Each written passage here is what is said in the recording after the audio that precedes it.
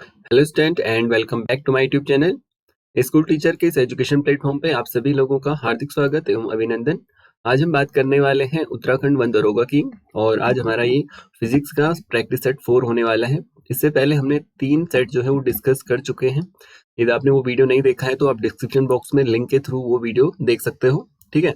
और जैसा कि हमें पता है जो हमारा एग्जाम है 20 अप्रैल 2025 को होने वाला है, ठीक है। तो स्टार्ट करते हैं आज की क्लास को। आज का हमारा फर्स्ट क्वेश्चन है, यदि कोई वस्तु 15 मीटर पर सेकंड वेग से प्रारंभ होकर 5 सेकंड के बाद 25 मीटर पर सेकंड का वेग प्राप्त करती है तो वस्तु पर कुल कितना त्वरण कार्य करेगा। देखो हमारे पास जो वस्तु का प्रारंभिक वेग u दे रखा है 15 मीटर पर सेकंड, है ना। और उसके बाद ये कहता है कि 5 सेकंड बाद, इट मीन्स t बराबर यहाँ पे 5 सेकंड हो जाएगा। वो जो ऑब्जेक्ट है 25 मीटर पर सेकंड का वेग प्राप्त कर लेता है। इट मीन्स इसकी जो फाइनल वेलोसिटी भी है वो आपकी 25 मीटर पर सेकंड हो जाएगी। जो उसका प्रारंभिक वेग है u बराबर 15 मीटर पर सेकंड और 5 सेकंड बाद वो कहता है कि उसकी जो इस वेलोसिटी है 25 मीटर पर सेकंड हो जाती है। इट मीन्स जो इसका अंतिम वेग है, ठीक है, फाइनल वेलोसिटी है वो 25 मीटर पर सेकंड हो जाएगी। आगे कहता है कि वस्तु पर कुल कितना त्वरण कार्य करेगा। हमें पता है कि जो गति का प्रथम समीकरण होता है वो होता है आपका v बराबर u प्लस at।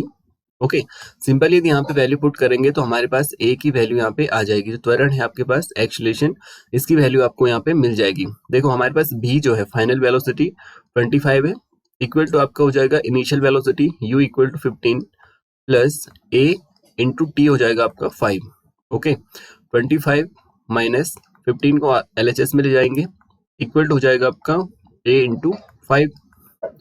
25 माइनस 15 करेंगे तो ये जाएगा आपका 10 और जो आपका 5 राइट हैंड साइड में है लेफ्ट हैंड साइड में आ जाएगा तो ये आपका डिनोमिनेटर में चला जाएगा क्योंकि इसका मल्टीप्लाई हो रहा है तो ये डिनोमिनेटर में आ जाएगा, इक्वल टू a हो जाएगा। इट मीन्स जो a की वैल्यू है वो हो जाएगी आपकी 5 to 10 2 metre second square. Okay, तो ऑप्शन नंबर फर्स्ट वाला इसका यहाँ पे राइट हो जाएगा। नेक्स्ट क्वेश्चन पे चलते हैं। नेक्स्ट क्वेश्चन कहता है आपका एक कैलोरी का मान कितना होता है। तो एक कैलोरी होता है आपका 4.18 जूल के बराबर। ओके, नेक्स्ट क्वेश्चन की बात करते हैं। बारिश की बूंदों का गोलाकार होने का कारण, जो बारिश की बूंदें होती हैं ड्रॉपलेट ऑफ वाटर की यदि हम बात करें तो उनका गोलाकार होने का क्या कारण है। तो इसका कारण होता है आपका सरफेस टेंशन, पृष्ठ तनाव इसका कारण हो जाता है। नेक्स्ट क्वेश्चन है आपका 10 द्रव्यमान की एक गोली 210 मीटर पर सेकंड से चलती है, अचानक रुक जाती है। यदि गोली की संपूर्ण गतिज ऊर्जा ऊष्मा में परिवर्तित हो जाती है तो उत्पन्न ऊष्मा का मान कैलोरी में लगभग होगा। देखो सिंपली हमें बात कर रहा है कि जो हमारे पास मास है वो 10 किलोग्राम यहाँ पे दे रखा है, ठीक है, 10 kg यहाँ पे हो जाएगा।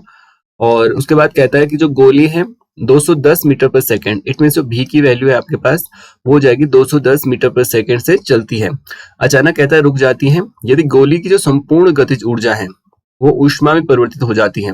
इट मीन्स ओवरऑल यहाँ पे हमें पहले तो गोली की जो गतिज ऊर्जा है, काइनेटिक एनर्जी है, वो यहाँ पे हमें पता करनी है। और तो ये कहता है उत्पन्न ऊष्मा का मान कैलोरी में लगभग होगा।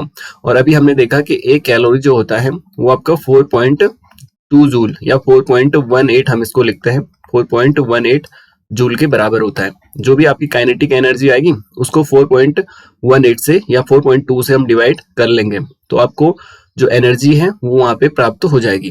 ओके, तो कैलकुलेट करते हैं। हमें पता है जो काइनेटिक एनर्जी का फॉर्मूला होता है वो तो आपका 1/2 mv²।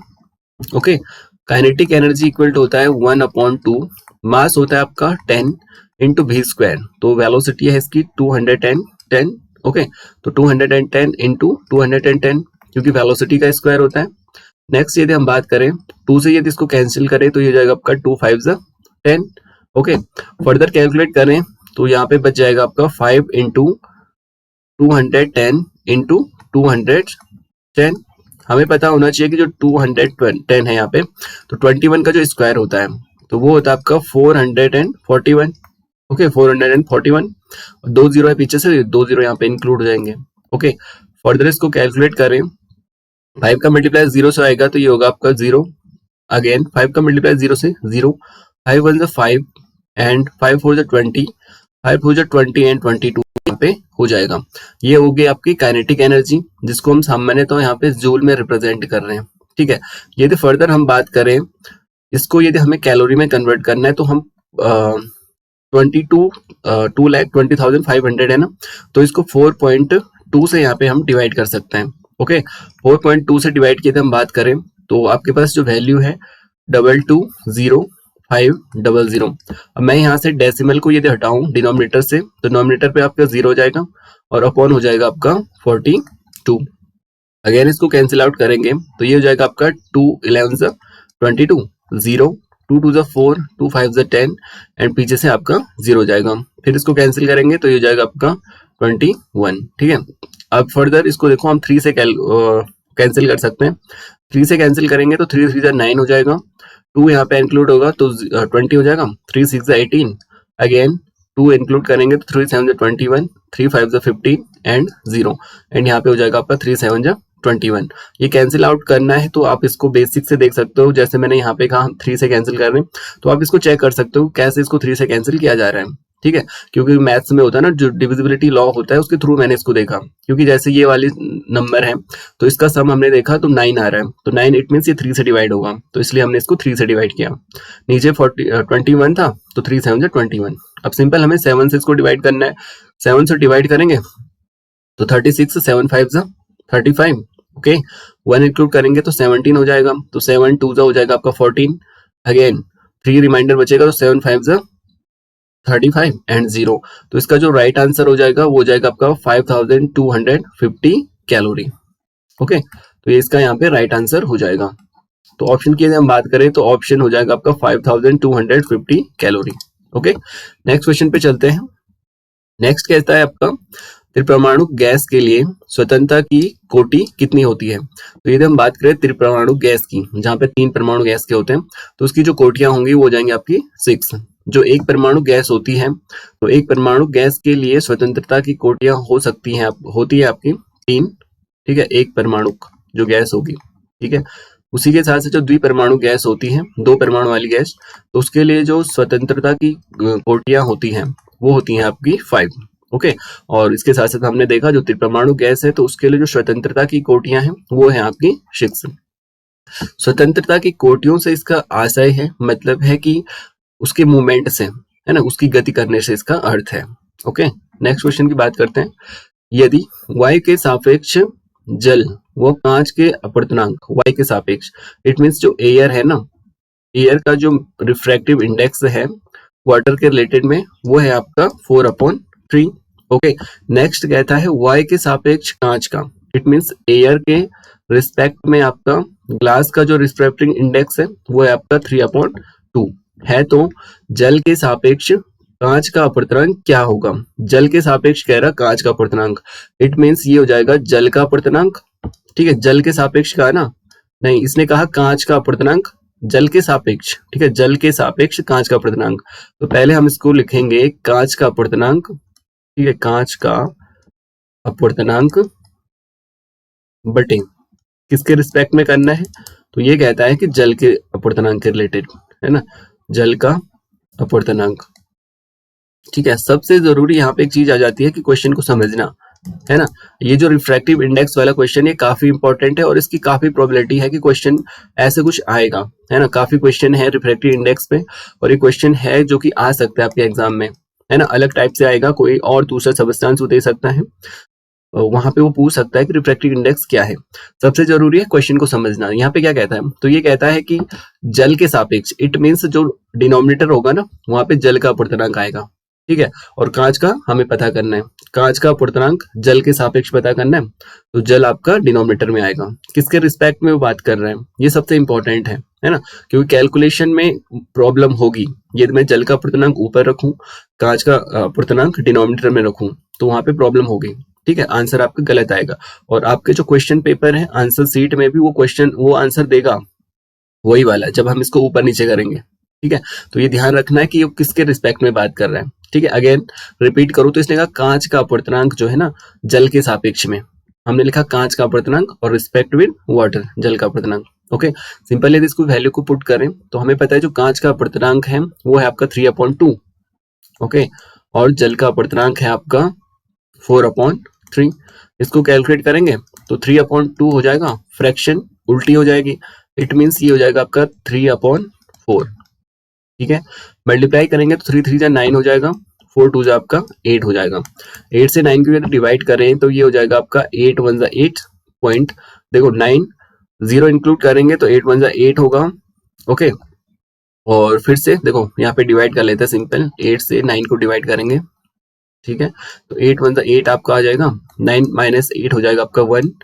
ओके, डेसिमल लिया हमने, 0 को लिखा तो 8 2 1 जा 8 अगेन, 10 माइनस 8 हो जाएगा आपका 2, अगेन 0 को इंक्लूड करेंगे तो 8 2 से हो जाएगा आपका 16, और 4 से यहाँ पे रिमाइंडर बच जाएगा, फिर 0 इंक्लूड करेंगे तो ये आ जाएगा आपका 8 5 जा 20।